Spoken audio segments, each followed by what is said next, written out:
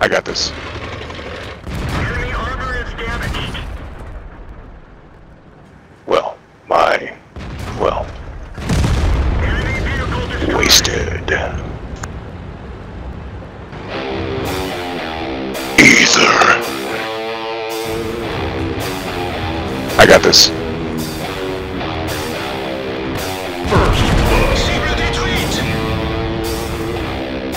Hey folks, this is ioEther and we're back playing some more World of Tanks. So as you can see, this is Ash and Shigar in his Super Pershing. On Serene Coast, this is a tier 8 game. And it's a regular game. So, yeah. So before we get into gameplay, of course, if you want to support the channel, the best way, as always, is to like any videos you enjoy. And if you want the channel to grow, then send me videos! And then you get to share them with your friends, and you guys all look awesome. And I get more videos to get, so everybody wins, right? So, we're just going to jump into looking at what Ash is looking at. And apparently he's looking at the beautiful mountains he is driving past before he gets into this battle. So, just a few things to note. My mods are a little bit overwhelming. I still haven't figured them all out exactly, but this number right here is what you need to get a high caliber. And this is the enemy health pool, this friendly health pool. So we're currently a little bit down on health, but that's okay. I'm sure we'll figure out a way to get past this. Now, you will notice that Ash seems to be the only, well, we're going to call him a heavy tank for this mission because he's a Super Pershing. It's a heavy tank in disguise.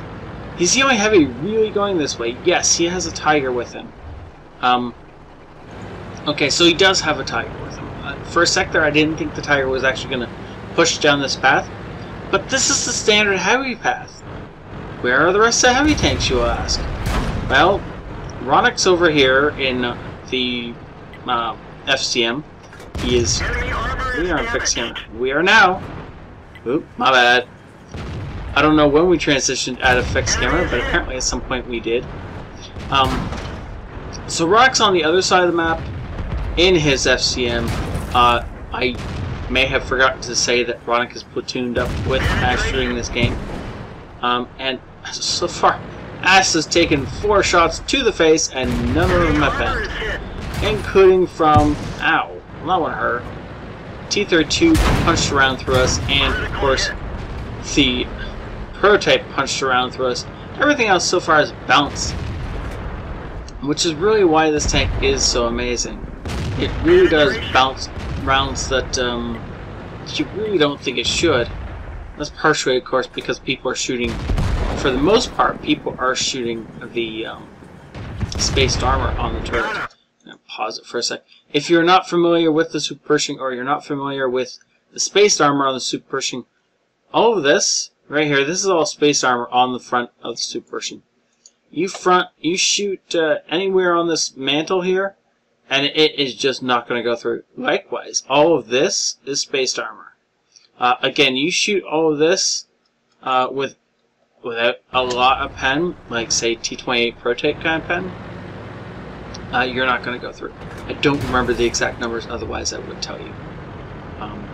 It's been a long time since I had to punch rounds through the space armor of the Super Pershing. But when in doubt, don't shoot the space armor.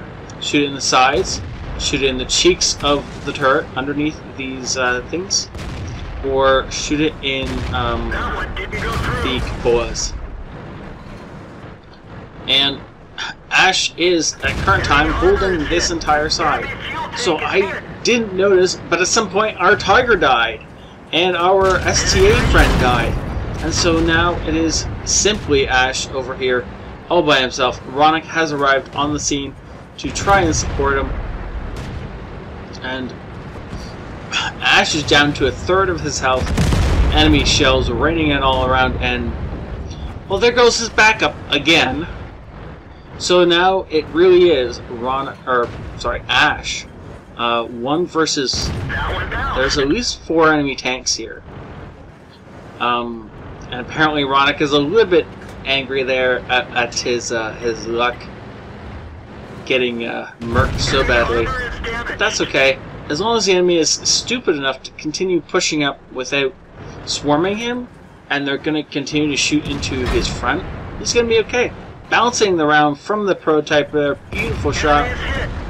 Even returning around through the front cheek of the turret of the prototype. If you fire into the flat side cheeks of the right, like each side of the gun mantle, there's this little triangle of flat armor. If you fire into those, you are more than likely going to pen as long as you have above 200 pen. And next time Ash zooms in on the prototype, I will show you where they are. So these flat little triangles right here, there's 2 of them, one on each side of the gun mantle. 200 pen or more, and you will go through those. If you hit the gun mantle, though, you're probably going to bounce. If you hit the angled, especially at these really horribly angled parts over here, you're just going to bounce. But if the prototype gives you his side like this, this is the best part to be shooting at. This poor guy. That was a horrible, horrible decision by the prototype, and Ash is taking full advantage of it. Now, he's knocked it down to 3v1, and the rest of the team has finally won their side of the map, and they're coming over to help Ash clean up this side, which really just means they're coming over to steal his kills. Okay, so Ash charges in. He's going to take a shot to the face. No, that didn't pen. Okay. It must have penned his tracks or something, because the marker said it penetrated. So I thought it penetrated and didn't just bounce. But there we go. If the T-32 is going to present us with the side of his turret, we're going to fire through it. As Ash puts a beautiful shot in and secures himself yet more damage. Is he just like, you know, at this point in time, he's just acquiring more points for himself, right? Unfortunately, crashing into the wreck that he knew was there, so I don't know what he was paying attention to, but it wasn't where he was driving, that's for sure. But that's okay. He's going to wander back to his base. Now, he's currently hunting the SU-152, and he's letting the rest of his team worry about capping the base or doing whatever they want to do. He really does want to find this SU-142, 142, 152, SU-152. Because of course, if he can kill it, then he gets more points, more experience, and overall, he has a better game.